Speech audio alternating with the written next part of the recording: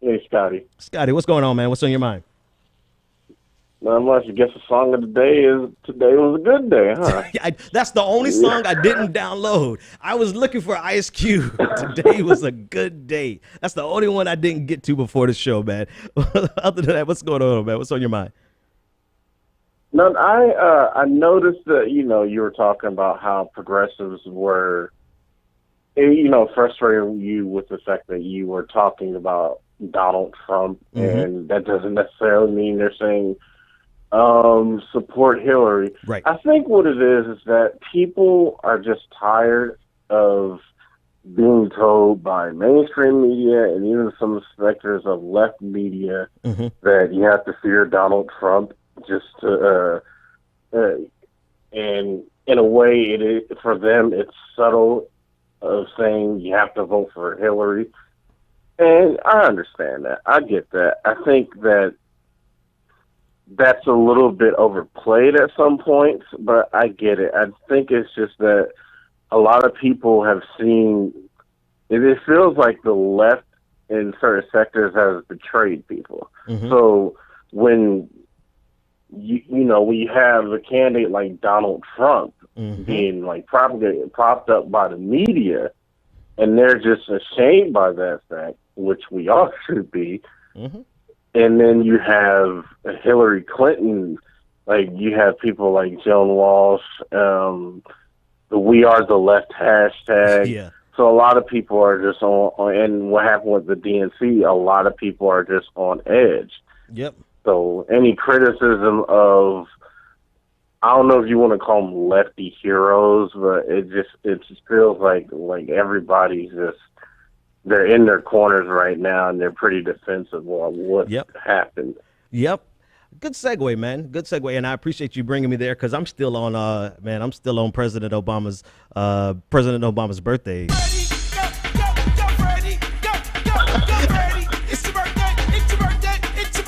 All right.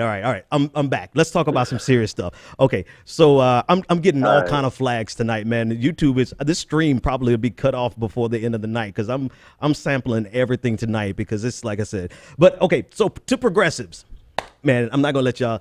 Thanks for the call, man. Let me clear up the lines for everyone else. So I get it. And this is one of the things I want to talk about, right?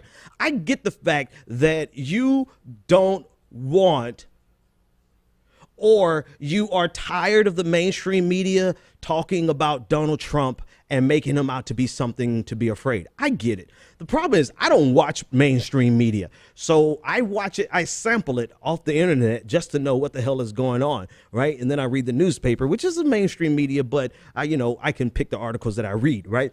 One of the problems is that the mainstream media empowered Donald Trump early on by not ridiculing him efficiently and sufficiently about the things and entertaining him. So he is a creation of the media. Now, if you're going to be mad at the media, I would be mad at me personally. I am mad at the media for not doing back in June of last year what they're doing now. Right? Because not only because Donald Trump is dangerous, but because they have allowed a buffoon, by not doing their job, they allowed a buffoon to get the head of a ticket of one of the two major parties. And now we can't even discuss substantive policy disagreements, right? We can't discuss it because we have to talk about someone who literally jokes about, or not jokes about, but doesn't understand the reason we should not use nuclear weapons. So I'm upset because we can't talk about policy because one of the two major party candidates is a buffoon. Now, here's the other side of that token, that coin, though. We cannot, no, I'm sorry, you can do whatever you want to do. I, Benjamin P. Dixon, BPD, will not stare into the abyss of what Donald Trump represents and continue to close my ears and close my eyes and just say, la, la, la, la, la. I am not going to pay any attention to what Donald Trump represents, because if I do, then that might somehow support Hillary Clinton inadvertently. Right? I've seen people Go down a list of things to justify not talking about Donald Trump because of fear of supporting Hillary Clinton. And if you don't, I mean, if no, again, let me not say you, let me say me. It is completely irresponsible for us not to address those things. And so, and I was talking to, who was this on Twitter? Somebody else was on Twitter, was like, yeah, but we're just so tired. If you've been watching my show any amount of time, you know I have covered international relations issues and topics more than I've talked about Donald Trump. Actually, let me back up a little. And because you guys know me, you should know me by now. Whatever I decide to cover on my show, I'm going to cover on my show. That's number one. All right. So that's the context by which we should examine the rest of this conversation. Right. As much as this show is for me and as much as this show is for you, you know, I am here. I'm the one that's getting up at 6 in the morning and going to bed at 11. And if there's an issue that I feel is important enough to bring to you on this platform, then I would hope that you would understand my integrity and my commitment enough to not just say, oh, you're just like mainstream media. No, woosah, woosah, woosah. Because I sacrifice so much for you as well as me. All right, so that's the first thing. Number two, it would be incredibly irresponsible for me as a person who my master's degree is in international security. And my PhD is I'm almost finished. I'm all but dissertation, right? I'm almost done with it. It's in international security. So I understand the ramifications of what this man has been saying.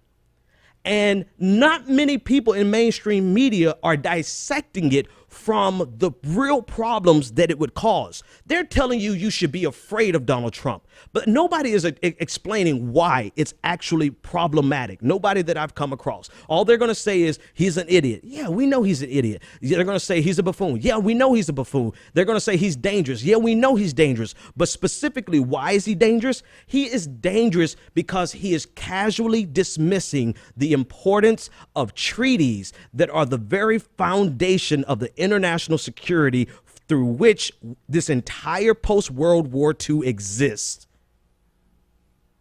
So the very mention of the two things that he mentioned with regards to NATO and with regards to nuclear weapons, those are destabilizing statements.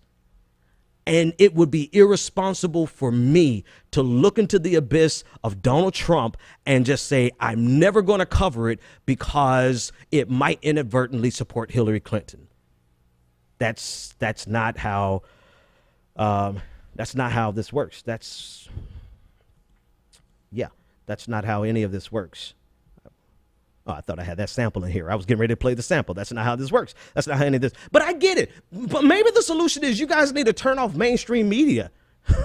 If they're covering nothing but Donald Trump all day long, and you come to me frustrated about them covering Donald Trump, maybe the solution is to cut off mainstream media. That's the solution.